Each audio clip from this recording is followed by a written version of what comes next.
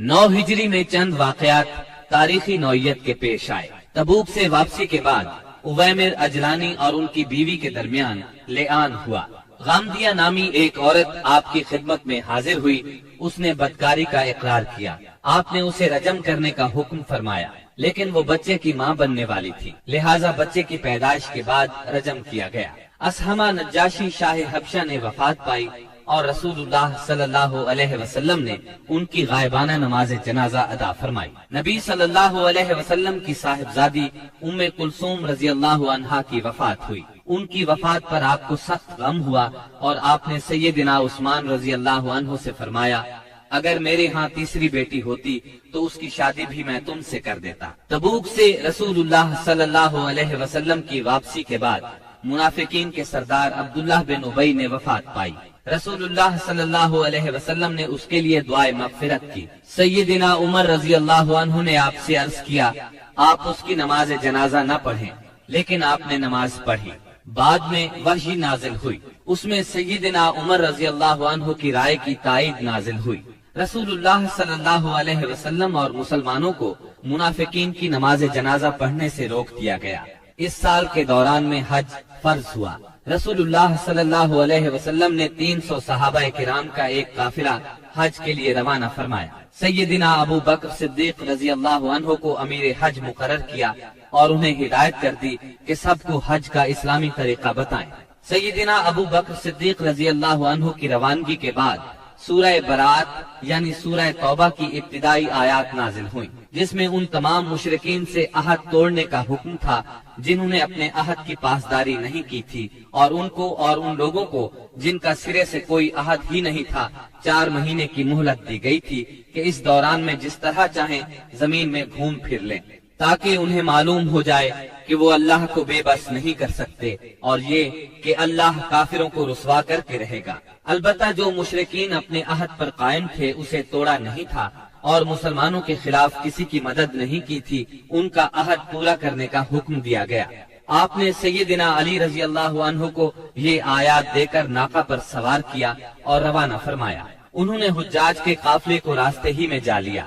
सैयदना अबू बकर सिद्दीक रजी अल्लाह अन्हु ने अमीर हज होने की हैसियत से अरकान हज अदा किए और इसके बाद सैयदना अली रजी अल्लाह अन्हु ने सूरह बरात की इब्तिदाई आयात सुनाई। इसके बाद सैयदना अबू बकर सिद्दीक रजी अल्लाह अन्हु ने सहाबा किराम की एक जमात भेजकर ये ऐलान कर दिया कि इस साल के बाद कोई मुशरिक हज नहीं कर सकता और न कोई नंगा आदमी बैतुल्लाह का तवाफ कर सकता है। ये ऐलान गोया जजीरतुल अरब से बुत परस्ती के खात्मे का ऐलान था, यानी इस साल के बाद बुत परस्ती के लिए आमद और रफ्त की कोई गुंजाइश नहीं। गैर मुस्लिम कौमों के लिए जिज़्ये की अदायगी की फर्जियत और सूद की मुमानात का हुक्म नाजिल हुआ। रसूलुल्लाह सल्लल्लाहु अलैहि वसल्लम जो ही तबूक से मदीने वापस आए, वफूद की आमद का सिलसिला शुरू हो गया। ये सिलसिला अगले बरस 10 हिजरी तक जारी रहा। अरब के कबीलों और खानदानों ने अपने अपने नुमाइंदे भेजे और बाज रूसा, गुलाम, यतीम, गुरबा और खवातीन बजाते खुद मदीना मुनव्वरा आए ताकि इस्लाम और पैगम्बर इस्लाम के बारे में पता लगाएं और खुद अपनी आंखों से सब कुछ देख ले। जब ये लोग मदीना आकर क़याम करते और आपको देखते तो बाज लोग तो देखते ही पुकार उठते, अल्लाह की कसम ये चेहरा किसी झूठे नबी का नहीं हो सकता। इसके बाद इस्लाम कबूल कर लेते। जब जजीरा अरब में दावत और तबलीग मुकम्मल हो गई और अल्लाह ने अहले ईमान की एक ऐसी जमात पैदा फरमा दी जो दावत की हिफाजत की जामिन और उसे जमीन के कोने कोने तक पहुंचाने की कफील थी, तो अल्लाह ताला ने चाहा कि रसूलुल्लाह सल्लल्लाहु अलैहि वसल्लम को इंतकाल से कब्ल उनकी जुहद पैहम का समरा भी दिखला दे। चुनाचे आपको दिल हज 10 हिजरी में बैतुल्लाह के हज से मुशर्रफ फरमाया। आपने हज का इरादा फरमाया तो लोगों में इसका ऐलान कर दिया। आपका इरादा हज सुनकर तमाम अरब साथ जाने के लिए टूट पड़ा। हफ्ते के दिन 26 ज़िक़ात को आपने कूच की तैयारी फरमाई। बालों में कंघे की, तेल लगाया, तहबंद पहना, चादर ओढ़ी और ज़ोहर की नमाज के बाद मदीने से चल पड़े। اور عصر سے پہلے ذوالحلیفہ پہنچ گئے۔ وہاں پہنچ کر 2 رکعت نماز عصر پڑھی اور رات بھر خیمہ زن رہے۔ صبح ہوئی تو صحابہ کرام سے فرمایا، رات میرے پروردگار کی طرف سے ایک آنے والا آیا، اس نے کہا اس مبارک وادی میں نماز پڑھو اور کہو حج میں عمرہ ہے۔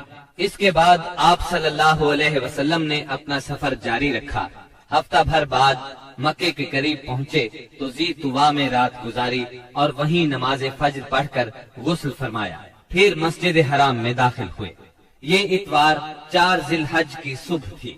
وہاں حجر اسود کو بوسہ دیا، بیت اللہ کا 7 مرتبہ طواف کیا۔ طواف کے بعد مقام ابراہیم پر نماز پڑھی اور دوبارہ حجر اسود کو بوسہ دیا، پھر کوہ صفا پر آئے، صفا اور مروہ کے درمیان سعی کی۔ اس کے بعد اعلان فرمایا، جس شخص کے ساتھ قربانی کا جانور نہ ہو وہ احرام کھول دے۔ 8 ذی الحج ترویہ کے دن آپ مکہ سے مینا تشریف لے گئے اور وہاں 9 ذی الحج کی صبح تک قیام فرمایا۔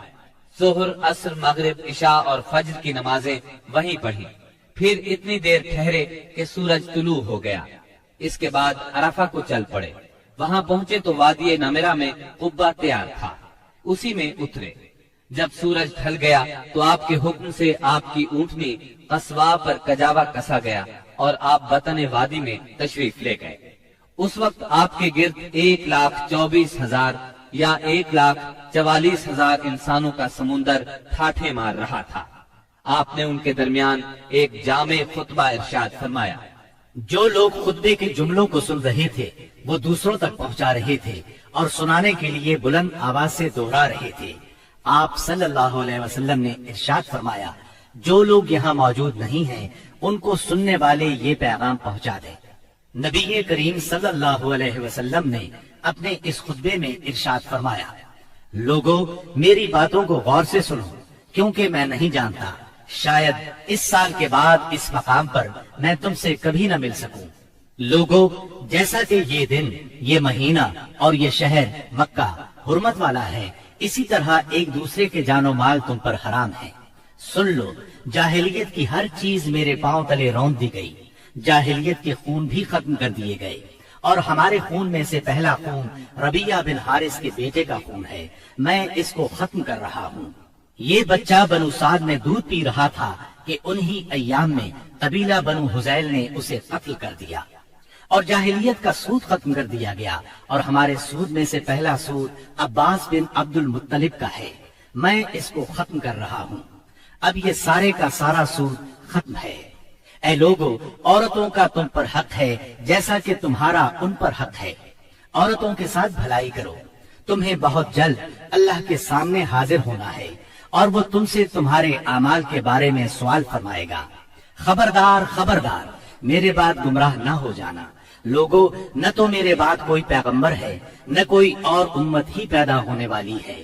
خوب سن لو، اپنے پروردگار کی عبادت کرنا، پنجگانہ نماز ادا کرنا، رمضان کے روزے رکھنا، اپنے مالوں کی زکوٰۃ دینا، تمام مسلمان محکوم ہوں یا آزاد یکساں ذمہ داریاں اور حقوق رکھتے ہیں۔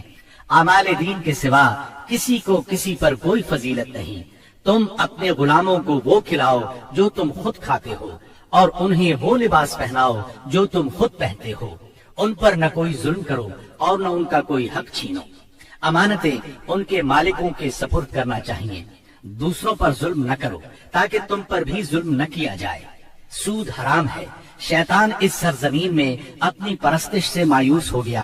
پھر فرمایا، اور میں تم میں ایسی چیز چھوڑے جا رہا ہوں کہ اگر تم نے اس کو مضبوطی سے پکڑے رکھا تو اس کے بعد ہرگز گمراہ نہیں ہوگے، اور وہ ہے اللہ کی کتاب۔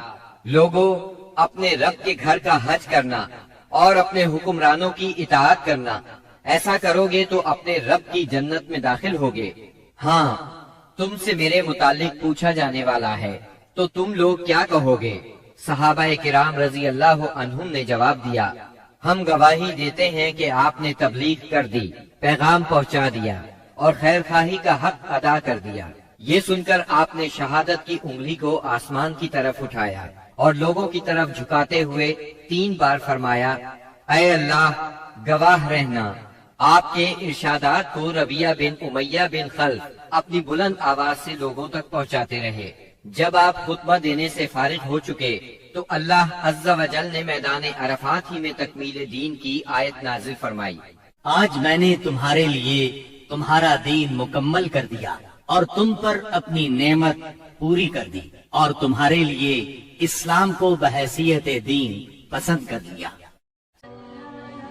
Thanks for watching. Don't forget to like, comment, share and subscribe to